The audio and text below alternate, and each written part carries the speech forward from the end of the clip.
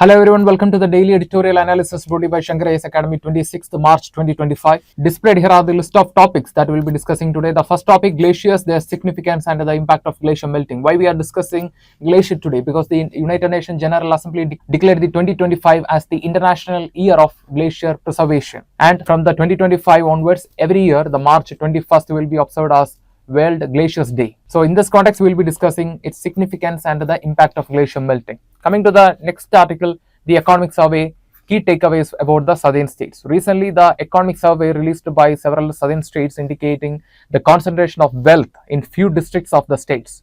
And this is raising concern about the economic disparity within the states. So in this topic, we will be discussing the key findings from the economic survey. So without much delay, let's get into our discussion with the first article.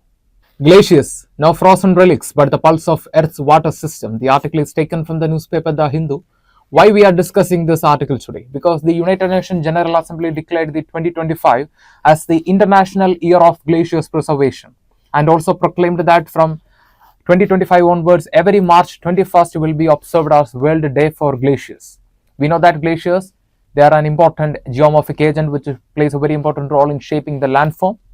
They also regulates climate, influences the life.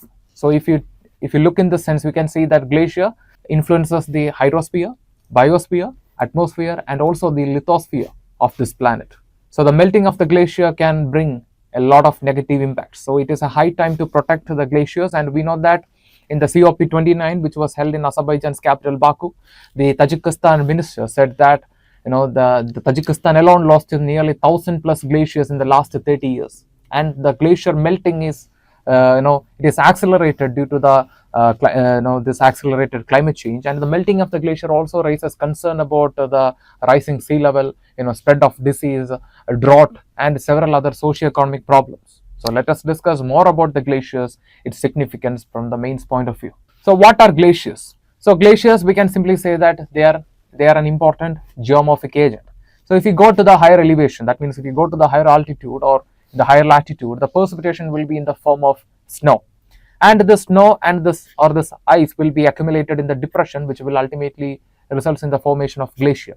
And if you take the case of Earth, the two poles of this planet, that is the northern pole and the southern pole, has the accumulation of glaciers, that is in Arctic and in Antarctic. And coming to the formation, at higher elevations, the typical form of precipitation will be in the form of snow, which ultimately results in the formation of glacier. And this glacier will, after a particular period of time, the glacier will move towards the lower elevation, and in the lower elevation the melting will be faster, and here the glacier will break, and the glacier will become iceberg, and the iceberg will will fall in the water, and it will make the deposition of debris like the moraines. And we know that the glaciers forms important landforms like Hanging Valley, Ribbon Lake, Drumlins, Craig and Tail, and Roche Mountains, and also the U-shaped valley in the middle course of the glacier.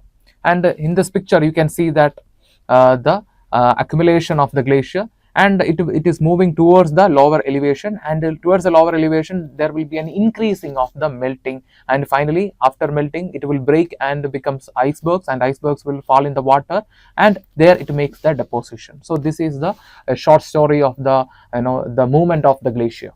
And coming to the largest glaciers on this planet, we know that it is present in the polar regions, in the two poles of this planet. And in the case of Antarctic Peninsula, Antarctic Peninsula is one of the three important glacier complex present in Antarctic continent, and among them the Antarctica Peninsula holds biggest ice body, and that is covering around 81,000 square kilometer. And in this picture you can see some of the list of the largest glaciers in every continent. So pause the video and go through it. And the next is ice sheets. Ice sheets are the mass of glacial ice that sits on land and extends more than 50,000 square kilometer, and they will be in constant motion, spreading out from broad domes.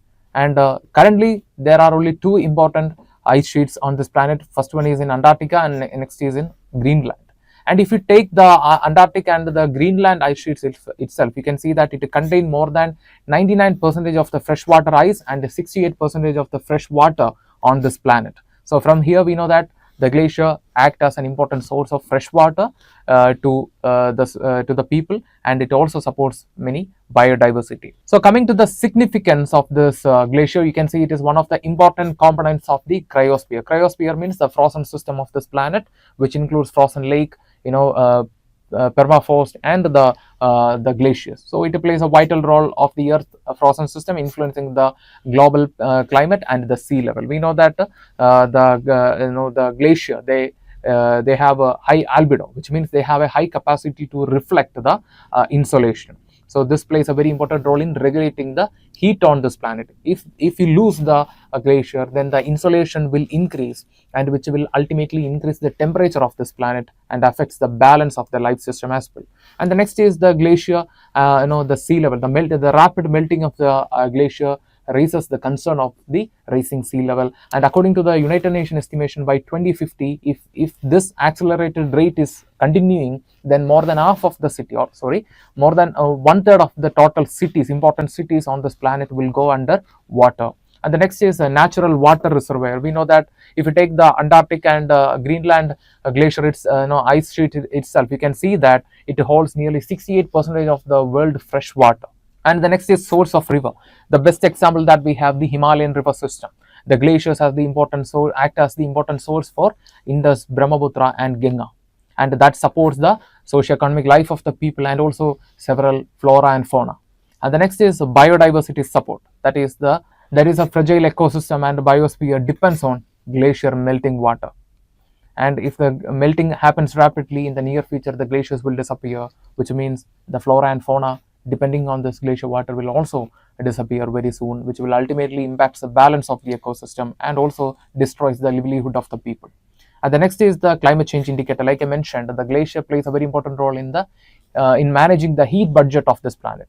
If the glacier disappears, then the earth will become more warmer, and therefore the glacier mass balance serves as a key measure of long-term climate shift.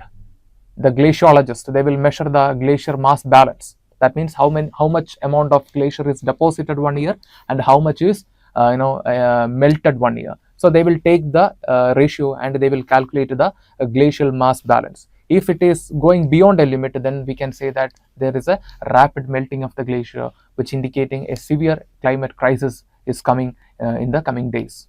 So coming to the impact of the glacier melting, we can see that the climate change, like I mentioned, the glacier plays a very important role in managing the heat budget. Once the glacier disappears, then there will be an increasing in the insolation, which will make the planet warmer.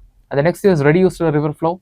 Industry system or the many rivers in the Europe, they are depending on the Alps mountain. So if the glaciers are disappeared, then the rivers will also disappear, and which will affect the livelihood of the people. And the next problem will be socio-economic problems like food shortage and poverty. And the next is drought.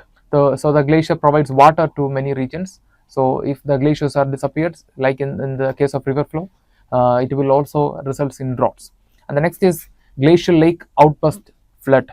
So recently the Sikkim, in 2023, Sikkim witnessed a disastrous glacial lake outburst, which destroyed the infrastructure and also took many lives.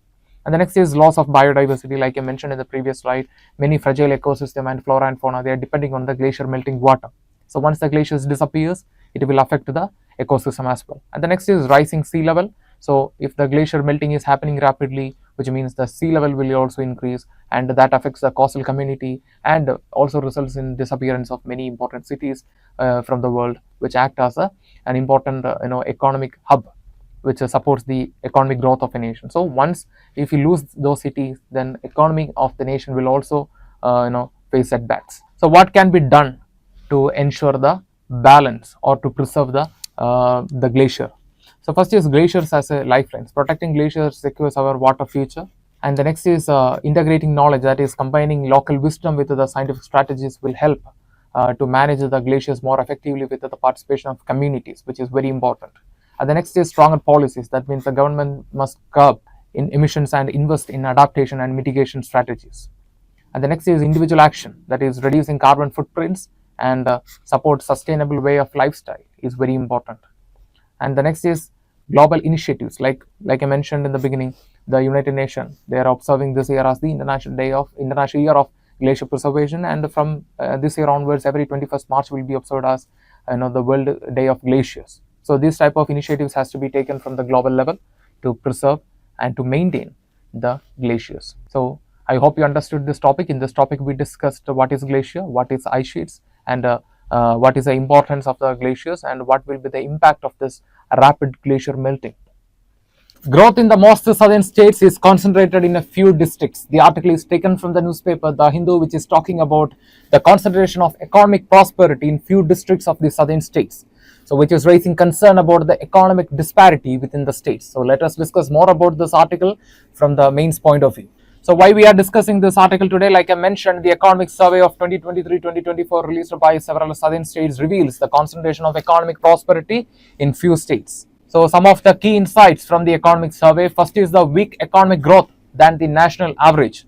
For example, in the post-pandemic time, India made a tremendous recovery economically. That is, the GDP grew by 9.2%, while the southern states recorded slower economic growth. For example, in the case of Tamil Nadu, it is 8.2%. In the case of Telangana, it is 7.4%, and in the case of Karnataka, Andhra, and Kerala, it is between 6 to 6.5%. So next important matter addressed in the economic survey is the unequal economic distribution. Like I mentioned at the beginning, the concentration of economic prosperity in the few states. For example, in the case of Tamil Nadu, out of 38 districts, only 8 districts had a per capita income above the state average of 2.8 lakh. And in the case of Telangana, it is only 3 out of 33 districts exceeded the state average of 3.1 lakh. And in the case of Karnataka, only 4 districts had per capita income above the state average of 3 lakh. And the next major concern highlighted in the economic survey is the high unemployment in the southern states.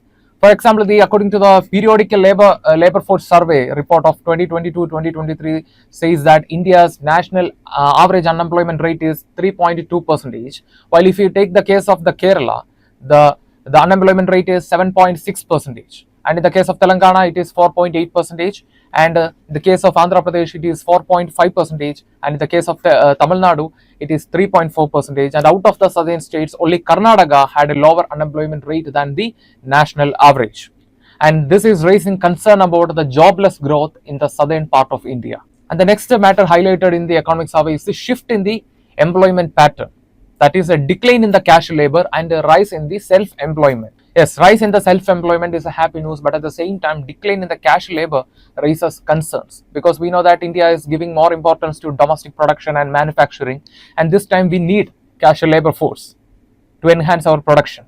But if you take the case of Tamil Nadu, you can see the casual labor force fell from 33.5% to 30.5% to 31% between 2017-24. While the self-employment grew from 32.8% to 34.2%. And in the case of Telangana, the self-employment increased by 8 percentage points to 55.9%, while the casual labor declined by 5.7%. So coming to the key takeaways from the data of the economic surveys, we can see that first major problem is a slower economic growth. So in the post-pandemic time, India recorded a growth of 9.2% of GDP, while the southern states had lower economic growth compared to the national average, which is raising concerns about the economic stagnation in the future. And the next is regional disparities within the states, and that is also raising concerns about the implementation of schemes as well as the government management of the economy. And the next is high unemployment in the southern states despite having economic strength, and this is raising concerns about the jobless growth. And the next is rise in self-employment due to the limited formal job opportunities. Rise in the self-employment, it is a happy news, but the fall in the casual labor, which is raising concern in the time, especially when India gives more importance to production and to ensure self-sufficiency in the manufacturing sector. And the next is weak manufacturing hampers job creation. That means we need more investments to strengthen this secondary sector of the southern states. So coming to the way forward, first, balanced growth. That is, promote decentralized development in rural and backward regions to address the problem of economic disparity and the concentration of wealth. And the next is boosting manufacturing. So this will provide employment opportunities, and for that we need to provide investment as well as incentives to encourage the manufacturing sector. And the next is enhance employment. That is, expanding skill programs and support entrepreneurship We know that the self-employment is growing in the southern India, so it is a time we can push it.